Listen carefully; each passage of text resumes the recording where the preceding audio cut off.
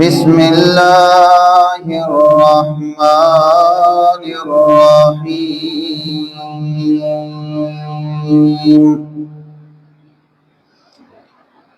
واعبدوا الله ولا تشركوا به شيئا وبالوالدين إحسانا سبحان ربك رب العزة عما يصفون وسلام على المرسلين والحمد لله رب العالمين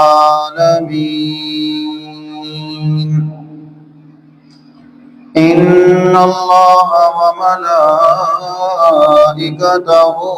يصلون على النبي يا أيها الذين آمنوا صلوا عليه وسلموا تسليما اللهم صل على محمد وعلى آل محمد كما صليت على إبراهيم وعلى آل إبراهيم إنك حميد مجيد اللهم بارك على محمد وعلى آل محمد كما باركت على إبراهيم وعلى آل إبراهيم إنك حميد مجيد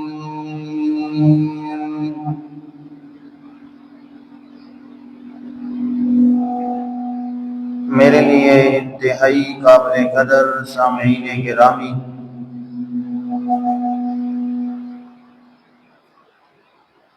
آپ حضرات کے سامنے پارہ نمبر 5 سورہ نساء کی آیت نمبر 36 کا کچھ حصہ تلاوت کیا ہے۔ رب لم یزل کی بارگاہ عالیہ میں انتہائی ذلت اور عاجزی سے یہ دعا اور التجا ہے۔ اللہ کریم اس آیت کے مطابق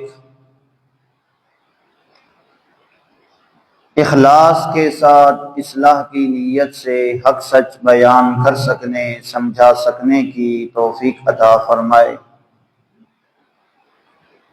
اس کے بعد اللہ کریم مجھے اور آپ کو اس کے مطابق عمل کرنے کی بھی توفیق عطا فرمائے۔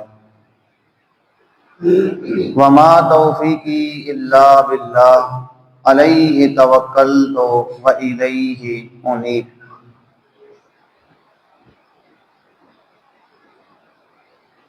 گزشتہ چند جمعوں سے ہمارا عنوان چلا آ رہا ہے حقوق اللہ اور حقوق العباد۔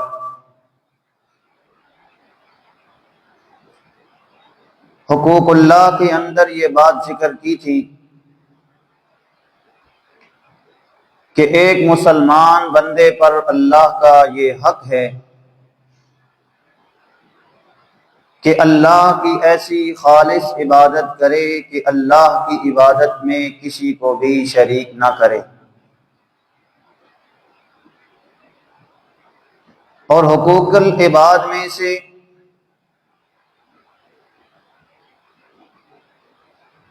اللہ کریم نے سب سے پہلے والدین کے حقوق کو مقدم کیا۔ اس کی وجہ میں نے آپ حضرات کے سامنے ذکر کی تھی کہ اللہ کریم نے باقی سارے حقوق کے اوپر والدین کے حقوق کو اس لیے مقدم کیا، پہلے نمبر پہ ذکر کیا کہ باقی جتنے بھی حقوق ہیں، بیوی کا حق ہے، بچوں کا حق ہے، رشتہ داروں کا حق ہے، عزیز و اقارب کا حق ہے، یہ سارے حقوق ان کا تعلق انسان کی موت تک ہے۔ انسان پہ موت آ گئی، یہ سارے حقوق ختم ہو جائیں گے، لیکن ایک انسان کے ذمے جو والدین کے حقوق ہیں ان کا تعلق صرف دنیا کے ساتھ نہیں ہے،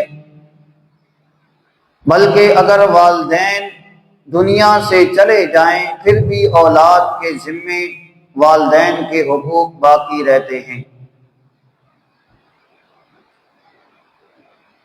اب کون سے حقوق ہیں؟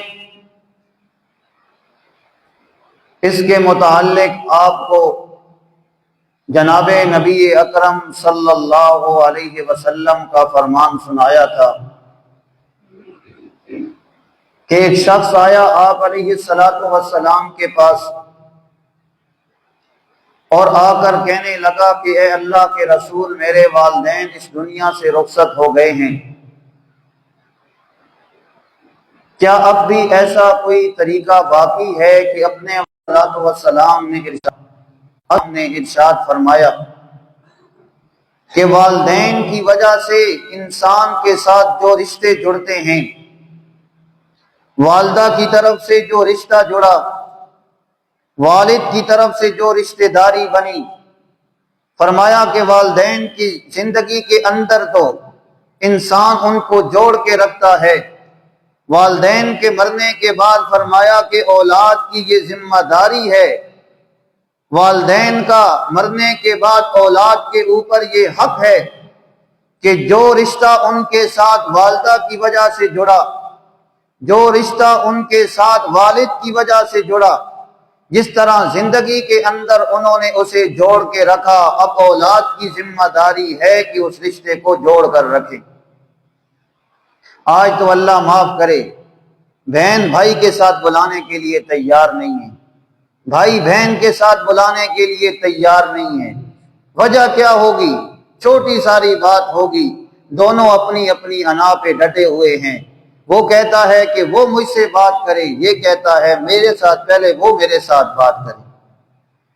حتیٰ کہ المیہ یہ ہو چکا ہے کہ سگی اولاد اپنے والدین کے ساتھ سیدھے منہ سے بات کرنے کے لیے تیار نہیں ہے۔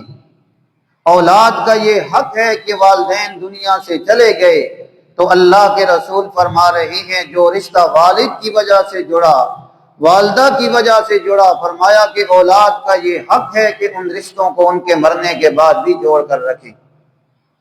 5ویں نمبر پہ آپ علیہ السلام نے فرمایا کہ والدین کے مرنے کے بعد والدین کے جو دوست احباب تھے، والد کا جو دوست تھا، والدہ کی جو سہیلیاں تھیں، فرمایا کہ اولاد کا یہ حق ہے، اولاد کے اوپر یہ والدین کا حق ہے کہ ان کے مر جانے کے بعد، ان کے فوت ہو جانے کے بعد، جس طرح انہوں نے اپنے دوست احباب کے ساتھ اپنی زندگی میں تعلق نبھایا، اسی طرح اولاد کی یہ ذمہ داری ہے کہ اپنے والدین کے دوستوں کے ساتھ اسی طرح تعلق نبھانا۔ یہ 5 حقوق اللہ کے محبوب پیغمبر نے ذکر فرمائے جو مرنے کے بعد بھی اولاد کے ذمے باقی رہتے ہیں۔ اس لیے یہ آپ علیہ السلام نے ہمیں بتائے، اور ضمناً یہ بات ہمیں سمجھ آ گئی کہ باقی جتنے بھی حقوق ہیں، بیوی کا حق ہے، بچوں کا حق ہے، رشتہ داروں کا حق ہے، یتیموں کا حق ہے، مسکینوں کا حق ہے، جو حقوق ہمارے اوپر لازم آتے ہیں ان سب کا تعلق انسان کی زندگی کے ساتھ ہے۔ اگر انسان فوت ہو گیا یہ حق ختم ہو گیا، لیکن والدین ایسی شخصیات ہیں، ان کے حقوق اللہ کریم نے ایسے رکھے ہیں کہ اللہ کریم نے انسان کو یہ بات سمجھا دی کہ اگر والدین دنیا سے چلے جائیں پھر بھی انسان کے ذمے اولاد کے حقوق باقی رہتے ہیں۔ اس لیے اللہ کریم نے قرآن کریم کی اس آیت میں ایک اپنا حق ذکر کیا اور دوسرے نمبر پہ والدین کا حقوق کا ذکر کیا۔ آج کی جمعہ کی نشست میں ہمارا سبق یہی ہوگا والدین کے حقوق کے متعلق کہ ایک اولاد کے ذمے زندگی کے اندر کیا حقوق ہیں۔ آج انشاءاللہ اسی کا ذکر کریں گے۔ اللہ کریم نے کیا فرمایا؟ وَاعْبُدُوا اللَّهَ وَلَا تُشْرِكُوا بِهِ شَيْئًا وَبِالْوَالِدَيْنِ إِحْسَانًا۔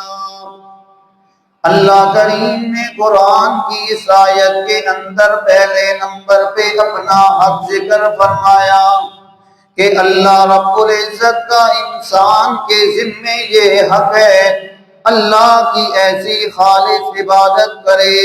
وَاعْبُدُوا اللَّهَ وَلَا تُشْرِكُوا بِهِ شَيْئًا۔ اللہ رب العزت کی عبادت کے اندر، اللہ کی پکار کے اندر کسی کو شریک نہ ٹھہرائے۔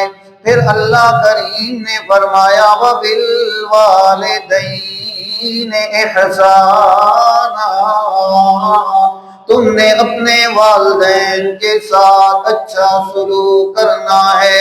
حقوق العباد کی باری آئی، اللہ کریم نے سارے حقوق میں سے والدین کے حقوق کو مقدم کر دیا۔ اللہ کریم نے فرمایا وَبِالْوَالِدَيْنِ إِحْسَانًا، تم نے اپنے والدین کے ساتھ اچھا سلوک کرنا ہے، والدین کے ساتھ احسان والا معاملہ کرنا ہے۔ اللہ کریم نے قرآن کریم کے اندر یہ بھی ذکر نہیں کیا، اگر اللہ چاہتے تو ذکر کر سکتے تھے کہ تم نے اپنے والدین کے ساتھ انصاف کرنا ہے، بلکہ اللہ کریم نے انصاف کا لفظ ذکر نہیں کیا، اللہ کریم نے احسان کا لفظ ذکر کیا۔ اللہ کریم نے انسان کو بڑا مسئلہ سمجھا دیا۔ اگر اللہ کریم عدل کا لفظ ذکر کرتے انسان یہ سمجھتا عدل تو برابری کو کہا جاتا ہے، والد اپنی اولاد کے ساتھ اچھا سلوک کرتا، عدل کا یہ تقاضا تھا کہ اولاد بھی اپنے والد کے ساتھ اچھا سلوک کرے، لیکن اللہ کریم نے عدل کا لفظ ذکر نہیں کیا، اللہ کریم نے احسان کا لفظ ذکر کیا۔ اللہ کریم نے انسانیت کو مسئلہ سمجھا دیا، وَبِالْوَالِدَيْنِ إِحْسَانًا، تم نے اپنے والدین کے ساتھ اچھا سلوک کرنا ہے۔ اگر والدین اپنی اولاد کے ساتھ اچھا سلوک کریں یا اپنی اولاد کے ساتھ اچھا سلوک نہ کریں، دونوں حالتوں میں اللہ کریم نے احسان کا حکم دے دیا۔ اولاد اگر سمجھتی ہے کہ والدین نے میرے ساتھ اس معاملے میں زیادتی کی ہے، اللہ کریم نے حکم دے دیا وَبِالْوَالِدَيْنِ إِحْسَانًا، والدین اپنی اولاد کے ساتھ اچھا سلوک کریں یا نہ کریں، اولاد کی یہ ذمہ داری ہے کہ اپنے والدین کے ساتھ ہر حال میں اچھا سلوک کرنا ہے۔ آج تو باتوں باتوں پہ والدین کے ساتھ انسان کیا سلوک کرتا ہے، بڑھاپے کے حالت میں جب والدین پہنچتے ہیں، اللہ کریم کسی والد کو یہ حالت نہ دکھائے، اللہ کریم ہمیں محفوظ رکھے۔ ایسے واقعات انسان کی زندگی میں آتے ہیں کہ انسان خود شرمندہ رہ جاتا ہے کہ یہ کیسی اولاد اللہ کریم نے اسے عطا کی ہے۔ میں نے گزشتہ جمعے پہ یہ بات عرض کی تھی کہ میں ذاتی طور پہ اپنے والد کے ایک ایسے دوست کو جانتا ہوں جس کی اولاد ایک اچھے مقام پر ہے، لیکن میں نے اپنی آنکھوں سے اس والد کو، اپنے والد کے اس دوست کو بازار کے اندر بھیک مانگتے ہوئے دیکھا ہے۔ جب میں نے اس سے پوچھا کہ تیرے اوپر یہ حالت کس وجہ سے آ گئی؟ تو وہ کہنے لگا کہ میری اولاد میرے ساتھ تعاون کرنے کے لیے تیار ہی نہیں ہے، حتیٰ کہ کھانا دینے کے لیے تیار ہی نہیں ہے۔ یہ اولاد اپنے والدین کے ساتھ سلوک کر رہی ہے۔ اللہ کریم نے کیا فرمایا؟ وَبِالْوَالِدَيْنِ إِحْسَانًا، تم نے اپنے والدین کے ساتھ اچھا سلوک کرنا ہے، احسان کرنا ہے۔ اللہ کریم چاہتے تو عدل کا لفظ ذکر کر سکتے تھے، لیکن اللہ کریم نے احسان کا لفظ اس لیے ذکر کیا، اللہ کریم نے اولاد کو یہ سمجھا دیا والدین کی خدمت کو تم نے اپنے اوپر بوجھ نہیں سمجھنا، بلکہ تم نے بالوالدین احسانا، اپنے والدین کے ساتھ اللہ کی رضا کے لیے اچھا سلوک کرنا ہے۔ آج اگر دیکھا جائے بیوی کی ذمہ داری پوری کرنے کا انسان کو خیال ہے، بچوں کی ذمہ داریاں پوری کرنے کا تو خیال ہے، لیکن والدین کی ذمہ داری پوری کرنے کا خیال نہیں ہے۔ اگر پوچھا جائے کہ اپنے والدین کے ساتھ تو کیوں نہیں تعاون کرتا، اپنے والدین کی ذمہ داری کیوں نہیں اٹھاتا، آگے سے ہمیشہ یہی جواب ملتا ہے، میں غریب آدمی ہوں، اپنے بچوں کے حقوق کو مشکل پورا کرتا ہوں، اپنے گھر کے اخراجات کیسے پورا کرتا ہوں یہ مجھے پتا ہے۔ جب میں اپنے گھر کے اخراجات پورے نہیں کر سکتا، اپنے والدین کے اخراجات کیسے پورا کروں؟ ڈلوال کے مسلمانوں، میری یہ بات اپنے ذہن کے اندر رکھیے گا، اولاد کی ذمہ داری بعد میں ہے، بیوی کے حقوق کی ذمہ داری بعد میں ہے، پہلے والدین کی ذمہ داری ہے، پہلے والد کا خرچہ پورا کرنا اولاد کی ذمہ داری ہے، والدہ کی خرچے کو پورا کرنا یہ اولاد کی ذمہ داری ہے۔ جب والد کی ذمہ داری پوری ہو جائے اب اس کے بعد بیوی کا نمبر آئے گا، اس کے بعد بچوں کا نمبر آئے گا۔ یہ یاد رکھیے گا، یہ کوئی بہانہ اللہ کی بارگاہ میں نہیں چلے گا۔ اے اللہ، میں والدین کی ذمہ داری کیسے اٹھاتا؟ میرے اپنا خرچہ پورا نہیں ہوا کرتا تھا، میں اپنے گھر کے اخراجات پورا نہیں کر سکتا تھا، اس لیے میں اپنی گھر کی ذمہ داری اٹھاتا رہا، والدین کی ذمہ داری نہیں اٹھا سکا۔ آئیے میں آپ کو اللہ کے رسول کا ایک فرمان سنا دیتا ہوں، اللہ کرے میری یہ بات آپ کو سمجھ آ جائے کہ پہلے نمبر پہ اولاد کے ذمے یہ حق ہے کہ والد کے حقوق کو پورا کرے، والد کے کھانے پینے کے انتظام کرے، والد کے کپڑوں کا بندوبست کرے، والد کے رہنے کا بندوبست کرے، والد کی ضروریات کو پورا کرے، والدہ کی ضروریات کو پورا کرے۔ جب ان کی ضروریات پوری ہو جائیں اس کے بعد جو کچھ بچ جائے وہ اپنی بیوی پہ خرچ کرے، اپنے بچوں پہ خرچ کرے۔ اس ضمن میں آئیے آپ کو اللہ کے رسول کا ایک فرمان سنا دیتا ہوں، آپ نے توجہ کے ساتھ میری یہ بات سننی ہے، اللہ کے رسول کا یہ فرمان سننا ہے۔ حدیث کی کتابوں میں یہ واقعہ موجود ہے کہ اللہ کے محبوب پیغمبر جناب محمد الرسول اللہ صلی اللہ علیہ وسلم مسجد نبوی کے اندر بیٹھے ہیں، اللہ کے محبوب پیغمبر کے پاس ایک نوجوان آ گیا۔ ذرا توجہ سے سنیے گا، انسان کی آنکھیں کھولنے کے لیے یہی حدیثی کافی ہے جو اللہ کے رسول کا فرمان میں آپ کے سامنے بیان کر رہا ہوں۔ نوجوان آیا اللہ کے محبوب پیغمبر کے پاس، اللہ کے محبوب پیغمبر نے پوچھا، اے نوجوان کس وجہ سے آیا ہے؟ بول کیا ضرورت لے کے آیا ہے؟ وہ نوجوان اللہ کے رسول کو کہنے لگا، اے اللہ کے رسول، میں آپ کے پاس اپنے والد کی شکایت لے کے آیا ہوں۔ اپنے والد کی شکایت لے کے آیا ہوں۔ اللہ کے رسول کہنے لگے بول تجھے اپنے والد سے کیا شکایت ہے؟ وہ کہنے لگا اے اللہ کے رسول، دن کے وقت میں کام کاج پہ چلا جاتا ہوں، میرا والد اپنے گھر سے نکلتا ہے، میرے گھر کے اندر آتا ہے، کھانے پینے کی جو چیزیں اسے ملتی ہیں میرے گھر سے اٹھا کے چوری کر کے اپنے گھر میں لے جاتا ہے۔ میں اپنے والد کی شکایت لے کے آپ کے پاس آیا ہوں، آپ میرے والد کو سمجھائیے کہ وہ میرے گھر سے چوری کر کے مال کیوں لے کے جاتا ہے۔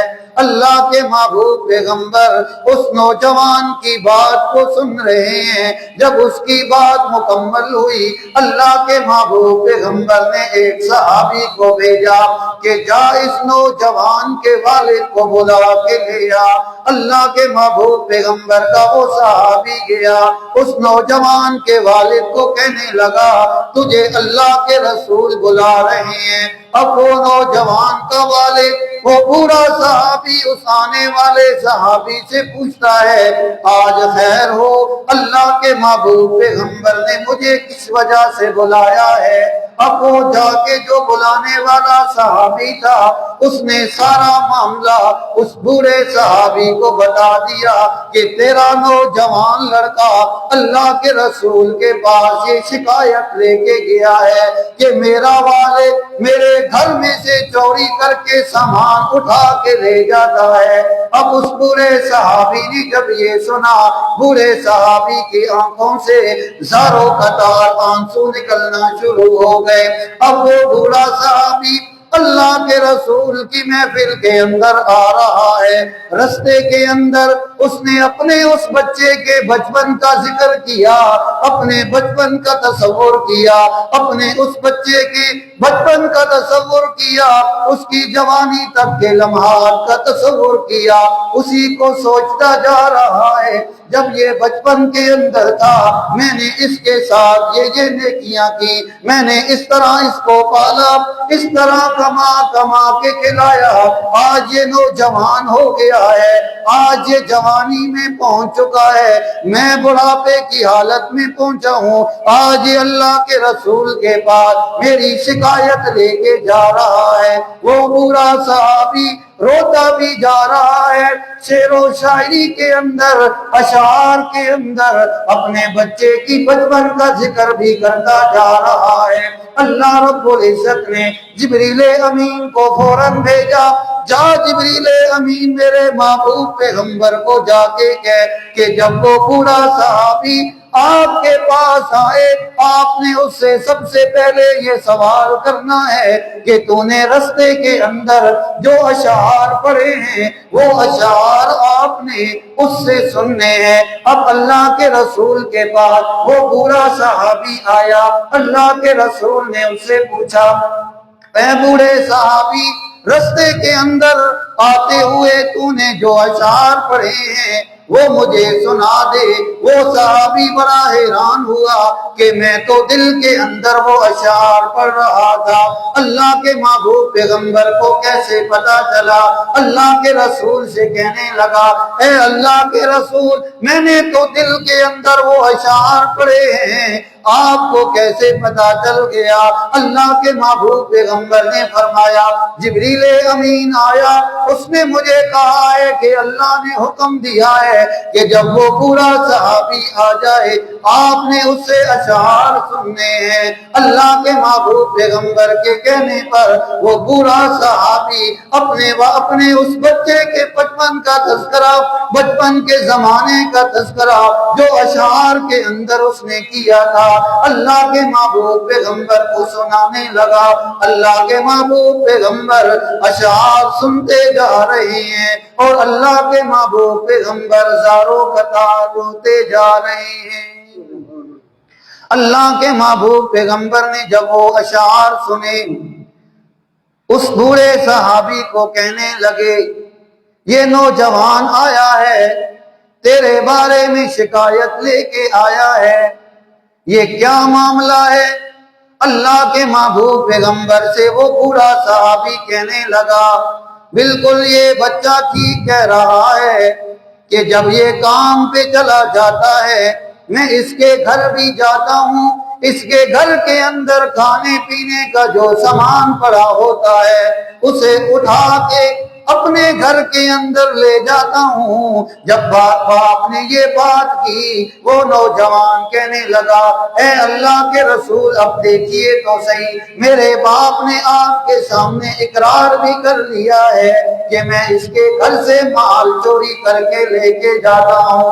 اب پورے والد کا اور بیٹے کا معاملہ آیا، اللہ کے محبوب پیغمبر نے دونوں کی بات کو سنا اور اس نوجوان کو مخاطب کر کے کہا انتا ومالکا لابیکا۔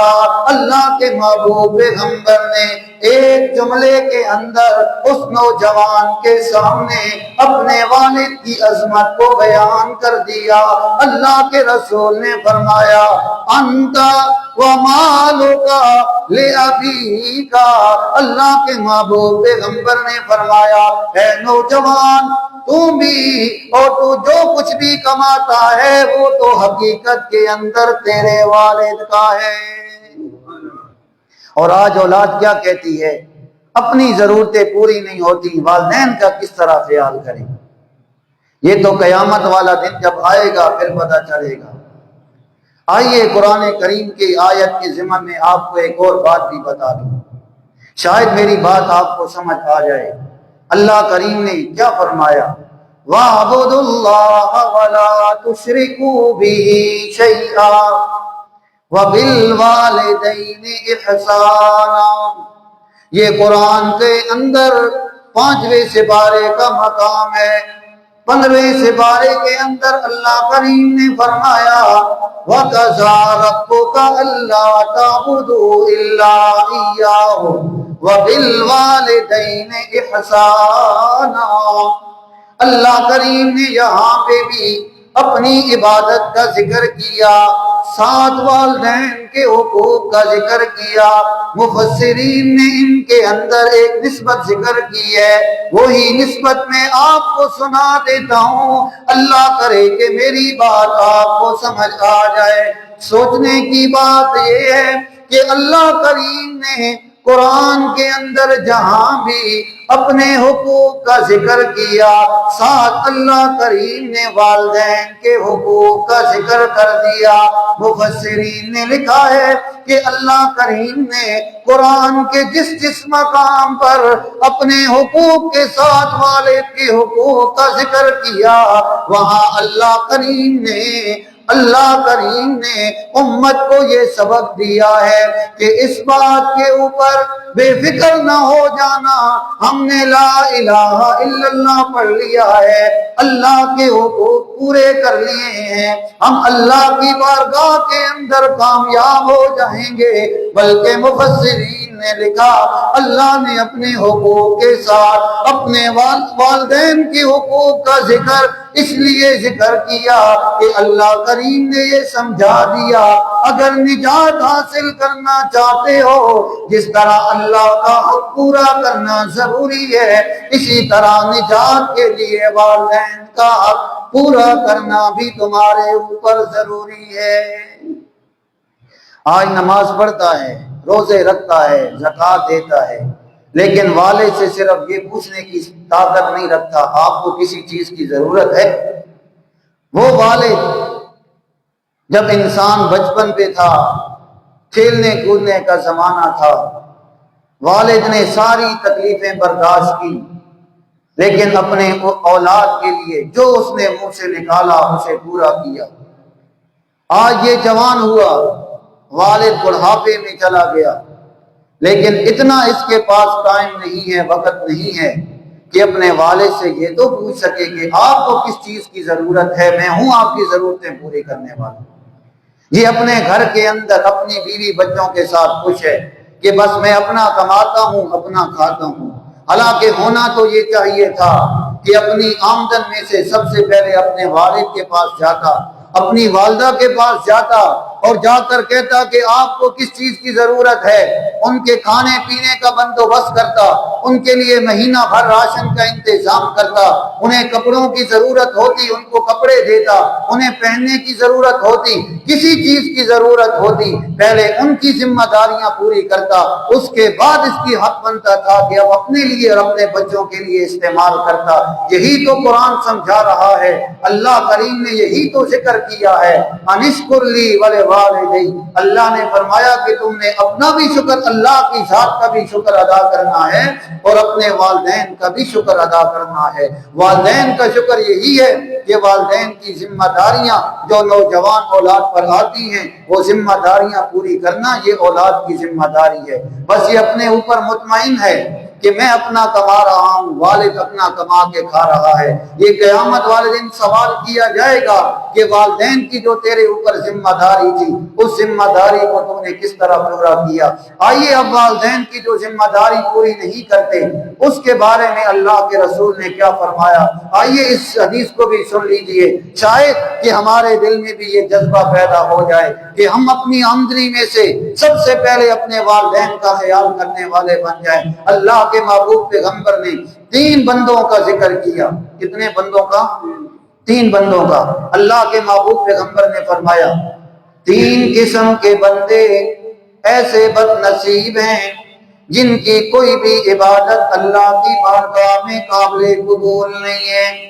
صحابہ اکرام نے پوچھا اے اللہ کے رسول کون سے وہ بد نصیب ہیں؟ اللہ کے محبوب پیغمبر نے فرمایا پہلا بد نصیب بندہ وہ ہے جو بد عقیدہ بھی ہے، بد عمل بھی ہے، اللہ کا حکم بھی نہیں مانتا، اللہ کے رسول کے طریقے کو بھی نہیں مانتا۔ فرمایا بد عقیدہ بندہ، بد عمل بندہ جتنی مرضی عبادت کرتا رہے اللہ کی عبادت میں، اللہ کی بارگاہ میں اس کی عبادت قابل قبول نہیں ہے۔ یہ پہلا بندہ۔ دوسرے نمبر پہ فرمایا حرام کھانے والا، حرام کمانے والا جتنا مرضی عبادت گزار بن جائے اس کی کوئی عبادت اللہ کی بارگاہ میں قابل قبول نہیں ہے۔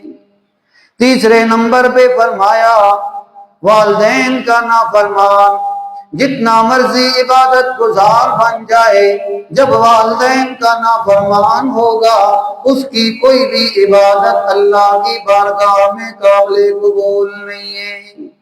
یہ اللہ کے رسول کا فرمان ہے۔ 3 بندوں کا کوئی بھی عمل اللہ کی بارگاہ میں قابل قبول نہیں ہے۔ پہلے نمبر پہ فرمایا بد عقیدہ اور بد عمل، اس بندے کا کوئی بھی عمل اللہ کی بارگاہ میں قابل قبول نہیں ہے۔ دوسرے نمبر پہ فرمایا حرام کھانے والا جتنا مرضی عبادت گزار ہو جائے اللہ کی بارگاہ میں کوئی عمل قابل قبول نہیں ہے۔